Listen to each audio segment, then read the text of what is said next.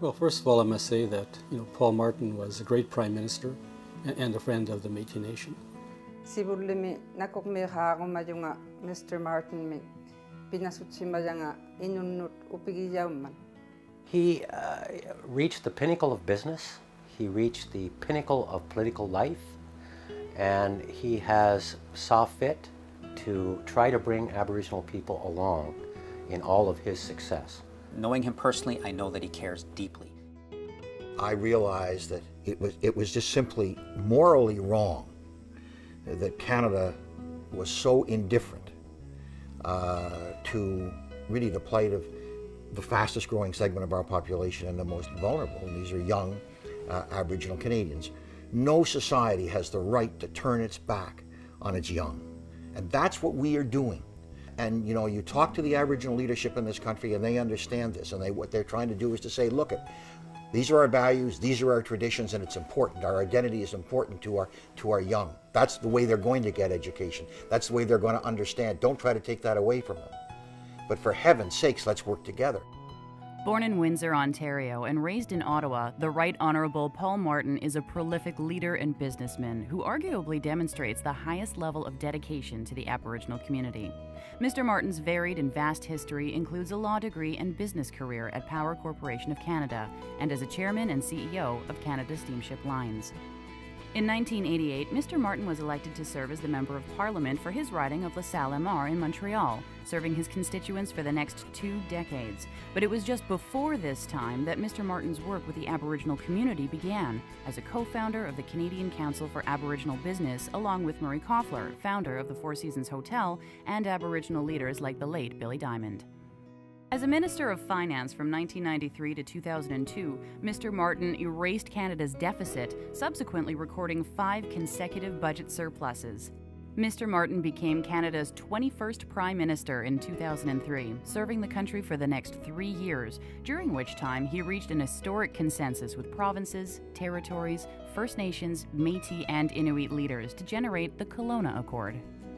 The purpose of the Kelowna Accord was recognizing that education was underfunded, healthcare was underfunded. So for the first time in history, the federal prime minister, and in my case his ministers, the provincial premiers and their ministers sat at the same table with the Aboriginal leadership of the country and basically said to the Aboriginal leadership, what are the problems, what are your solutions?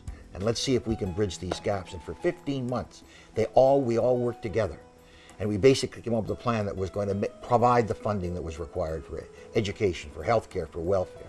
It was a unique agreement, never been done before in the history of Canada. Well, Mr. Martin's taken the time. He's taken the time. I saw in my previous role as regional chief when he would sit down with the former national chiefs, sit down with chiefs, visit communities, and take the time to forge relationships. That's where understanding is built. I give him, 100% mark, a grade A for bringing us to the table.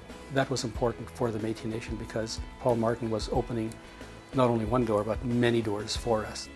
Paul Martin has always exhibited to me a caring about people. Through his various political lives, he has become a strong supporter of Aboriginal people right across the country. Upon his retirement in 2008, Mr. Martin could have pursued a number of ventures, but his tireless commitment to the Aboriginal community led him to establish the Capital for Aboriginal Prosperity and Entrepreneurship and the Martin Aboriginal Education Initiative.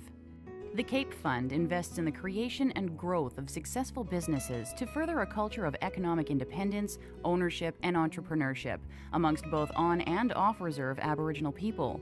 One Earth Farms and Manitoba Mucklucks are 2 examples of this initiative in action. The Martin Aboriginal Education Initiative aims to reduce Aboriginal youth dropout rates and increase the number of Aboriginal students attending post-secondary institutions.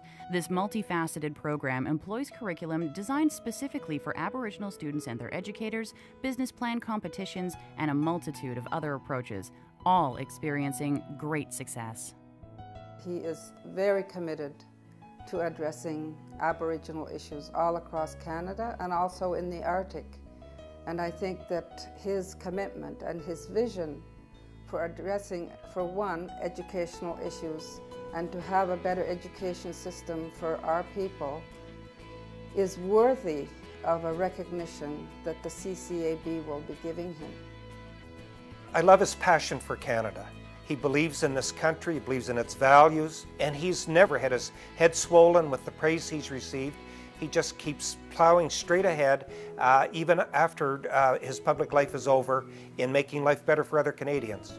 When Canadians realize the degree of discrimination, when they realize that this is the youngest and the fastest growing segment of our population, and when they realize the economic consequences, and when they realize the question of morality that's involved here, they really do rise to the issue. But I just think that more of us have got to talk about it, and we've got to do something about it. And I look forward to the day when Canada stands up, you know, at the United Nations or in global forums and can say, this is how we are building our country.